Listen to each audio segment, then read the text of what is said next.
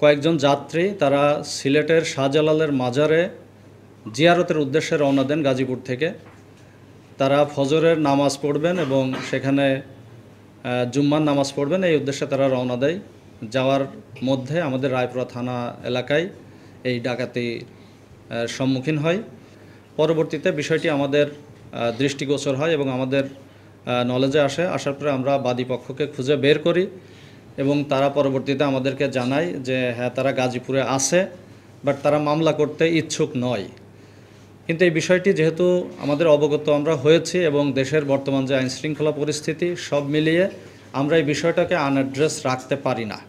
তো আমরা পরবর্তীতে গাজীপুরে আমরা যাই, রায়পুরা থানার একটি টিম গাজীপুরে যাই। গাজীপুরে গিয়ে তাদেরকে নিয়ে আসে, তারা আমাদের সাথে আসে এবং তারা পিও ভিজিট করানোর কাজে সহযোগিতা করে এবং আমরা নিশ্চিত হই যে এটি আমাদের রায়পুরা থানাধীন ঘটনাটি সংঘটিত হয়েছে। পরবর্তীতে আমাদের রায়পুরা থানাতে গত 22 তারিখে মামলা হয় 395/397 দণ্ডবিধিতে এবং আল্লাহর রহমত এবং আমাদের আভিযানিক যে টিম, সেই টিমের যে অক্লান্ত পরিশ্রম, সেই পরিশ্রমের ফলে আমরা যে 3 জনকে অফিসারকে ট্যাগ করে দিয়েছি, শুধু তাই নাই, এখানে রায়পুরা থানা এবং ডিবির সমস্ত টিম একযোগে কাজ করে আল্লাহর রহমতে আমরা 24 ঘন্টার মধ্যে এই মামলার রহস্য উদ্ঘাটন করতে সমর্থ হয়েছি, আলহামদুলিল্লাহ।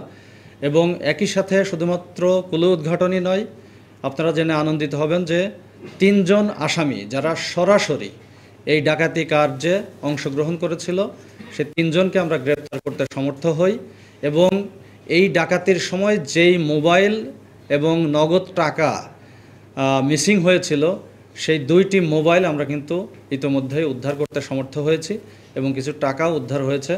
এবং এই ডাকাতি কার্য সংগঠনের জন্য যেই সমস্ত অস্ত্রপাতি ব্যবহার হয়েছিল, দেশীয় অস্ত্র, সেগুলো আমরা বেশ কিছু অস্ত্র আমরা উদ্ধার করতে সমর্থ হয়েছি।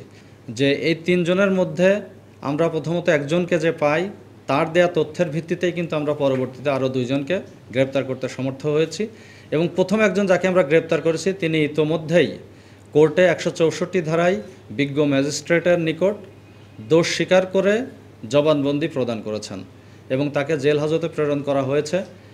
সেটি হচ্ছে যে 999-এ ফোন দিয়ে আমাদের থানাকে জানায় যে ঠিক চেকপোস্ট যেখানে, তার থেকে দূরবর্তী একটি জায়গা দেখিয়ে বলে যে সেখানে একটি অ্যাক্সিডেন্ট হয়েছে, গাড়ি অ্যাক্সিডেন্ট হয়েছে। তখন আমাদের ওই টিম ওখান থেকে চলে যায় সেই অ্যাক্সিডেন্টের জায়গায়।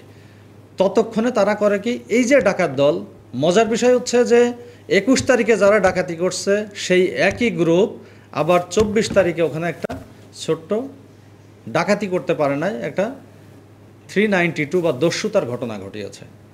এবং এই যে 3 জন আসামি ধরা পড়েছে, তারা পরবর্তীতে স্বীকার করছে যে হ্যাঁ, পরের দিনও আমরা এই ঘটনাটা ঘটিয়েছি এবং তার সাথে আরও কিছু লোকজন ছিল যেগুলোকে ধরার জন্য আমরা অভিযান অব্যাহত রেখেছি। তো আমাদের অভিযান অব্যাহত আছে, আমরা পুরো ডাকাত দলকে শনাক্ত করতে সমর্থ হয়েছি, আলহামদুলিল্লাহ।